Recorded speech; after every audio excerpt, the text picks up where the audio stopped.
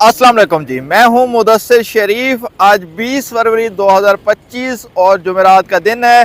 आज की अहम अपडेट्स जो है आपके साथ डिस्कस करते हैं। सबसे पहली खबर की अगर बात की जाए, वज़ीर आज़म शहबाज शरीफ से chief justice of Pakistan Yahya Afridi की जो है मुलाकात हुई है। इस मुलाकात में जो है कल जो है ये मुलाकात हुई है 19 फरवरी को, और इस मुलाकात में किन अमूर पर जो है तबादला ख्याल हुआ, इस हवाले से जो है आपके साथ डिस्कशन करते हैं। सबसे पहले अगर बात की जाए तो चीफ जस्टिस याहिया अफरीदी और वज़ीर आज़म शहबाज शरीफ के दरमियान होने वाली मुलाकात में वज़ीर कानून आज़म नज़ीर तारड़, वज़ीर बराए इक़्तिसादी अमूर Ahad Khan Cheema, attorney general of Pakistan Mansoor Aman Khan और उसके अलावा registrar supreme court Mohammad Saleem Khan और secretary law and justice commission of Pakistan Tanzeela Sabat भी इस मुलाकात में जो है जो चीफ जस्टिस ऑफ पाकिस्तान और वज़ीर आज़म पाकिस्तान के दरमियान हुई है इस मुलाकात में मौजूद थे। इस हवाले से अगर बात की जाए तो पाकिस्तानी वज़ीर आज़म शहबाज शरीफ की सुप्रीम कोर्ट के chief justice of Yahya Afridi से मुलाकात,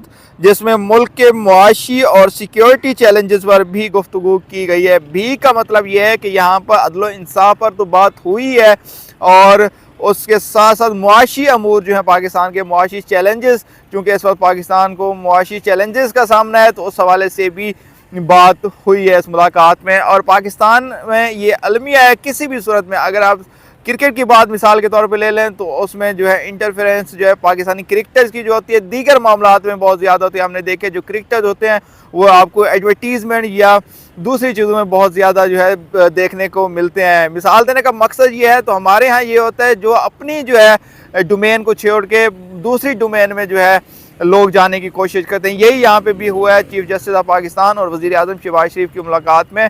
तो अदल व इंसाफ पर तो बात होनी ही चाहिए थी, लेकिन यहाँ पे मुआशी चैलेंजेस मतलब किसी और की डोमेन में जाकर भी गुफ्तगू की गई है। तो ये एक पाकिस्तान में बहुत बड़ा अलमिया है। और इस हवाले से अगर बात करें तो वर्ल्ड जस्टिस प्रोजेक्ट की रूल ऑफ लॉ इंडेक्स के मुताबिक, जो कि 2021 में इसकी रिपोर्ट शाये हुई थी, उस हवाले से अगर बात करें तो उसमें पाकिस्तान जो है 139 ममालिक में से 130वें नंबर पर अदल इंसाफ के हवाले से अगर बात की जाए तो रूल ऑफ लॉ की अगर बात की जाए तो पाकिस्तान 139 ममालिक में से 130 नंबर पर बनता है। ऊपर जो हमने आपको मिसाल की उसका बताने का मकसद यही है, जब हम अपनी डोमेन को छोड़ कर किसी दूसरे की डोमेन में जाने की कोशिश करते हैं तो फिर उसका क्या होता है, आप अपनी डोमेन में भी वो जो है कारकर्दगी जो है उस तरह से नहीं दिखा पाते। और इस हवाले से अगर बात की, इस मुलाकात के हवाले से अगर बात की जाए तो बुध को ये मुलाकात हुई है, 19 फरवरी को ये मुलाकात हुई है। वज़ीर आज़म हाउस से जारी होने वाले एक बयान में कहा गया है कि मुलाकात के दौरान वज़ीर आज़म शहबाज शरीफ ने चीफ जस्टिस याहिया अफरीदी को मुल्क की मुख्तलिफ अदालतों में ज़ेरे इल्तवा टैक्स तनाज़ात के हवाले से आगाह किया। उन केसेस में मेरिट पर जल्द फैसलों की इस्तदा भी की गई है। इस हवाले से जो केसेस इस वक्त पाकिस्तानी की अदालतों में, चूँकि हम मुसलसल आपको इस हवाले से अपडेट्स कर रहे हैं, सुप्रीम कोर्ट में भी जजेस की जो है तैनाती की गई है, 7 जजेस की तैनाती की गई है, और उनमें 6 जो है परमानेंट हैं और एक जो है आर्जी तौर पे उनको 1 साल के लिए जो है मियाँ गुल हसन जो है उनको 1 साल के तैयार। उसका बुनियादी मकसद जो है ये केसेस की जो तादाद है बहुत ज़्यादा है पेंडिंग केसेस की, तो उस वजह से जो सुप्रीम कोर्ट में भी जजेस की तैनाती की गई, उसके साथ इस्लामाबाद हाई कोर्ट में भी जजेस की तैनाती की है। 3 जजेस जो हैं ट्रांसफ़र हुए हैं बुनियादी तौर पे। तो उसका उस हवाले से इस मुलाकात में डिस्कशन हुई है कि जो पेंडिंग केसेस हैं उनको किस तरह से, ख़ास तौर पर टैक्सेस के हवाले से जो कि पेंडिंग है केसेस, उस हवाले से किस तरह उसको निपटा जा सके। तो इस हवाले से अगर बात करें तो बयान में मज़ीद कहा गया कि मुलाकात के दौरान चीफ जस्टिस याहिया अफरीदी ने वज़ीर आज़म से निज़ाम इंसाफ में बेहतरी लाने के लिए तजावीज़ भी मांगी हैं। तजावीज़ वैसी हो सकती हैं जिस तरह 26वीं आइनी तरमीम के हवाले से बात करें तो जो कि पाकिस्तान में इस वक्त बहुत ज़्यादा मुतनाज़ा हुई है, और उसमें उसी के नतीजे में जजेस की तादाद और सुप्रीम कोर्ट का आइनी बेंच और उसके बाद जो है बाकी मामला जिसमें chief of the army staff या नेवल स्टाफ या बाकियों की जो है मुद्दत मुलाजमत को तस्वीर मिली है। और इसके अलावा बहुत से और मुतनाज़ा चीज़ें भी 26वीं आइनी तरमीम में हुई हैं। तो उस हवाले से क्या है, वज़ीर आज़म से उन्होंने कहा है कि मज़ीद जो है बेहतरी लाने के लिए तजावीज़ भी मांगी है चीफ जस्टिस ऑफ पाकिस्तान है। और सुप्रीम जो प्रैक्टिस एंड प्रोड्यूसर एक्ट था उसमें भी तब्दीली लाई गई थी, और जिसके नतीजे में जो है पहले जस्टिस मंसूर अली शाह जो है वो उन्होंने चीफ जस्टिस के मोस्ट सीनियर थे, फिर उन्होंने कहा नहीं जो है इसके नतीजे में जो है 26वीं आईनी तरमीम के नतीजे में बुनियादी तौर पर यह था। फिर जस्टिस याहिया अफरीदी को जो है नीचे से लाकर जो है टॉप 3 को सीनियरिटी में देखा गया। उनमें से जो है फिर जस्टिस याहिया अफरीदी जो है उनको तैनात किया गया था चीफ जस्टिस ऑफ पाकिस्तान। ये भी 26वीं आईनी तरमीम के नतीजे में चीफ जस्टिस ऑफ पाकिस्तान जो हैं उसी के नतीजे में ही ये तैनात हुए हैं। इस हवाले से अगर बात की जाए वज़ीर आज़म हाउस से जारी होने वाले बयान के मुताबिक वज़ीर आज़म ने चीफ जस्टिस को लापता अफराद के हवाले से मौसर इक़दाम में तेज़ी लाने की भी यकीन दहानी कराई है। मतलब मिसिंग पर्सन के हवाले से पाकिस्तान में ये बहुत बड़ा इशू है। ख़ास तौर पर बलूचिस्तान के हवाले से बलोच जो हैं वो बहुत ज़्यादा मिसिंग होते हैं और उनके इस हवाले से बहुत से मामला जो हैं अदालत में जो केसेस हैं वो चल भी रहे हैं और देखते हैं इस हवाले से क्या अपडेट होती है। ये थी chief justice of Pakistan Yahya Afridi और वज़ीर आज़म शहबाज शरीफ के दरमियान मुलाकात। और दूसरी खबर की अगर बात की जाए तो इस्लामाबाद हाई कोर्ट के 5 जजेस ने सीनियरिटी के मामले पर सुप्रीम कोर्ट से रुजू कर लिया है। ये वो मामला है कि इस्लामाबाद हाई कोर्ट में जो 3 जजेस जो हैं ट्रांसफ़र हुए हैं बुनियादी तौर पर, और उसके बाद हमने आपके साथ डिस्कस किया सीनियरिटी का मसला खड़ा। जस्टिस मोहसिन अख्तर कियानी जो है पहले सीनियरिटी में दूसरे नंबर पे थे और फिर उसके बाद अब वो जो है इन जजेस की ट्रांसफ़र के बाद जो है सीनियरिटी में तीसरे नंबर पे चले गए हैं। तो इस सारी सूरत हाल को मद्देनज़र रखते हुए इस्लामाबाद हाई कोर्ट के 5 जजेस ने सुप्रीम कोर्ट से रुजू किया है और इस्लामाबाद इस हवाले से क्या तफसीलात हैं वो आपके साथ डिस्कस करते हैं।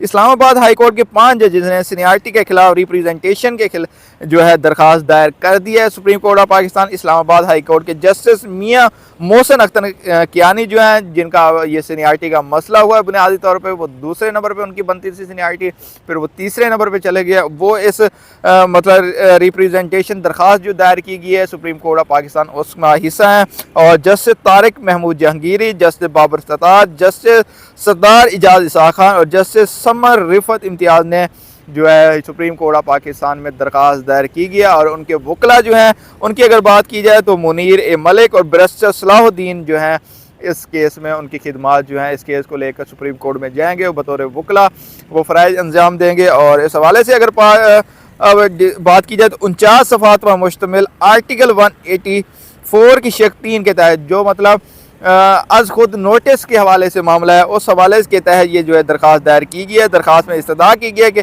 करार दिया जाए कि सदर को आर्टिकल 200 की शेख 1 के तहत जजेस तबादले के अलावा मौजूद इख्तियारात नहीं है।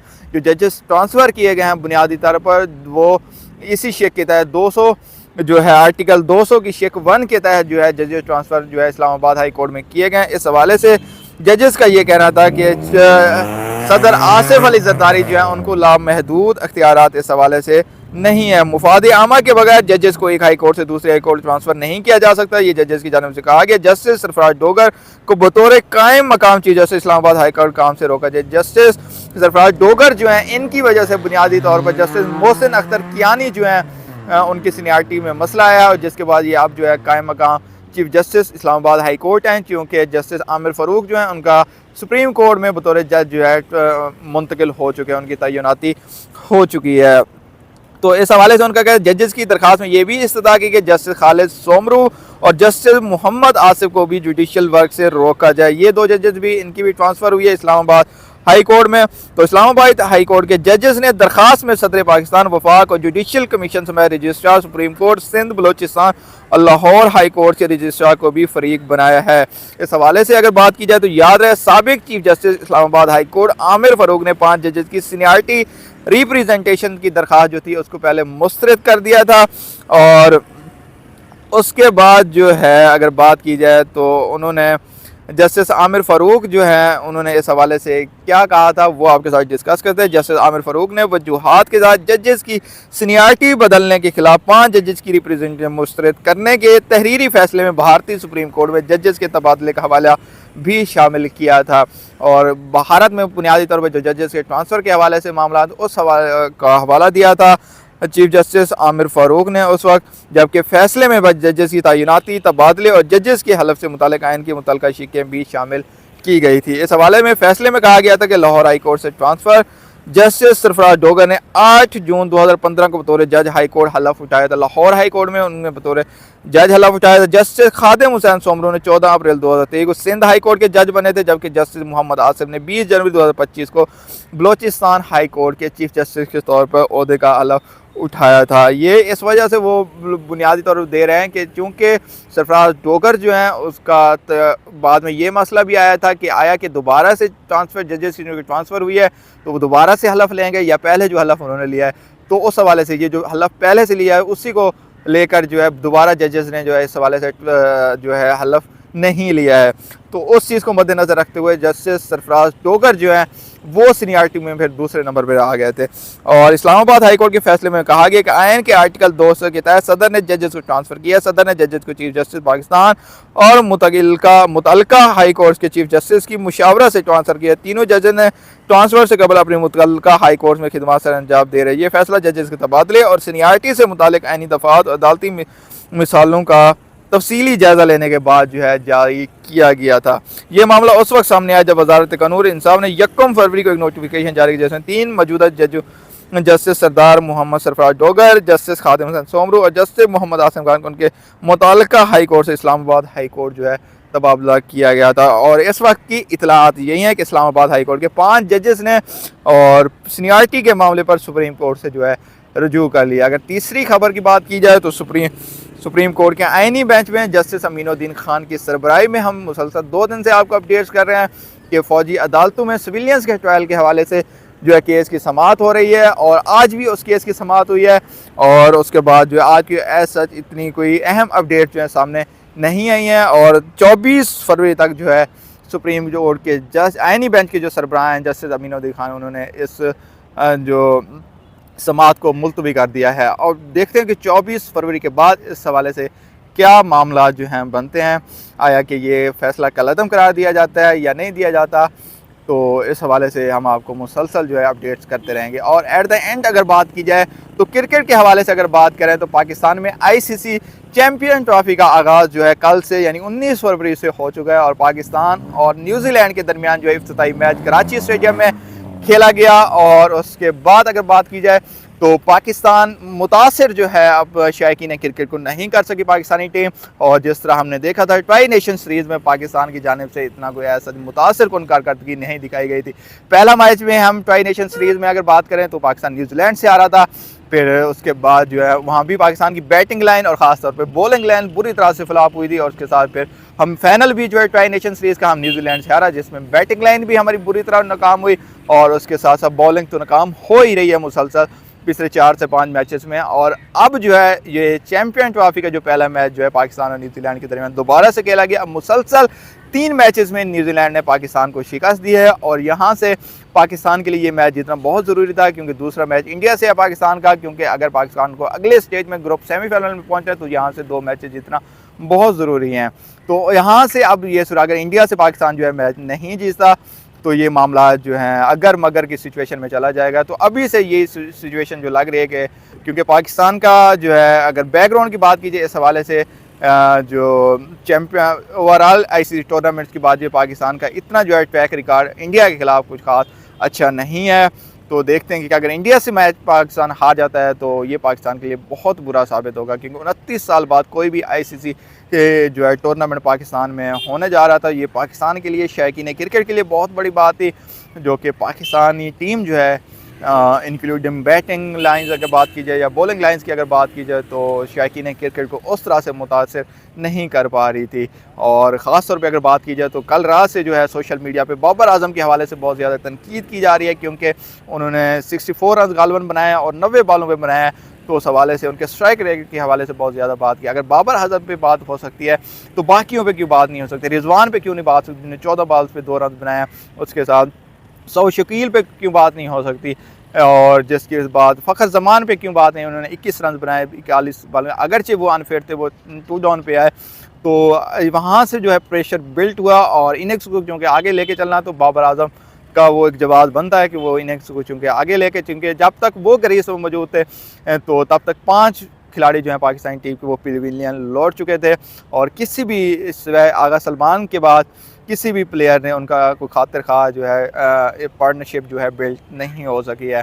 तो इस हवाले से अगर दूसरी जानब अगर बात की जाए बॉलिंग लाइन के हवाले जिस तरह हमने बात की तो मुसलसल शहीन शाह अफरीदी जो हैं वो फ्लॉप हो रहे हैं। उनके अगर एवरेज अगर बात की जाए 10 ओवर में 70-80 रन उनका ऑन एवरेज जो है हर मैच में दिए जा रहे हैं बगैर कोई विकेट हासिल किए, तो वो ख़ास तौर पे जितना बड़ा नाम या जितना उनका इस वक्त चर्चा है पाकिस्तान में या इंटरनेशनली, वो उस तरह से पाकिस्तान में ख़ास तौर पे चूँकि ये पाकिस्तान में हो रहा है, अपने होम ग्राउंड पर भी जो है मुतासिर नहीं कर पा रहे शौकीन क्रिकेट को। और ऐसे फील होता है जैसे हम जाकर किसी दूसरे मुल्क में जाके मतलब क्रिकेट खेल रहे हों। तो ऐसी सिचुएशन जो है पाकिस्तानी टीम के इस वक्त बता है। हारिस रऊफ़ की अगर बात की, वो इंजर्ड हो गए थे, इंजरी के बाद वो वापस आए हैं, तो उनको कल जो है बहुत ज़्यादा मार पड़ी है। 83 रन से ज़्यादा उन्होंने दिए हैं और 2 विकेट्स भी लिए हैं, लेकिन ये 80 से ज़्यादा रन देना तो बहुत जवाज़ ही नहीं बनता। जहाँ अगर बात की जाए तो पाकिस्तान ये बैटिंग लाइन कहा जा रहा है, जो क्रिकेट एक्सपर्ट है उनकी 250 या 260 तक पाकिस्तान को न्यूजीलैंड को यहाँ पे रोकना चाहिए था। और फिर ईज़िली हमने देखा 260-70 पाकिस्तान ने भी सेकंड बैटिंग करते हुए इजीली तो नहीं, लेकिन बड़ी मुश्किल से खुशदल शाह ने दरमियान में अच्छी इनिंग्स खेली, 70 रन से 69 रन की, तो उससे पाकिस्तान को थोड़ा 260-70 तक पाकिस्तान पहुंच चुका। और ख़ास तौर पे चूँकि यहाँ पे किरदार होता है स्पिनर्स का, बहुत ज़्यादा किरदार होता है पाकिस्तान में। आपने देखा होगा न्यूजीलैंड को या दूसरी टीमों को, तो वो स्पिनर जो है 10 ओवर्स के बाद जो है 35 से 40 ओवर तक स्पिनर जो है गेम को बनाते हैं, विकेट लेते हैं। हालांकि पाकिस्तान ने अर्ली जो है 3 विकेट्स न्यूजीलैंड की गिरा दी और 30 ओवर तक पाकिस्तान के हाथ में मैच था। फिर जो स्पिनर्स का किरदार है पाकिस्तान का किरदार कोई ऐसा इतना अच्छा अबरार है, वो मीडियोकर सा एक स्पिनर है, तो वो इतना कोई इम्प्रेस नहीं कर पा रहा है, जिसकी वजह से पाकिस्तान को बहुत ज़्यादा मुश्किलात इस